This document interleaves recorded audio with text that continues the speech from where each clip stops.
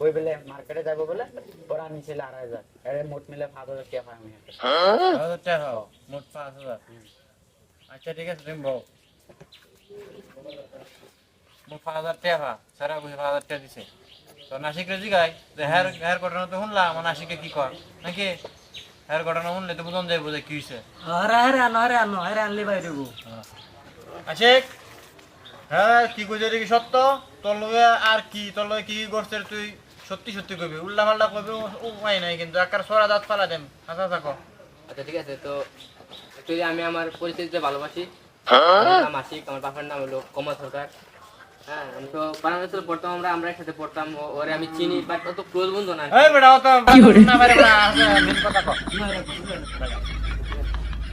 তো আমি প্রাইভেটের কথা বলতেছি আর কি। আমি যে মানে আমাদের এলাকার রনিদা, ওর কাছে প্রাইভেট পড়তাম আমরা।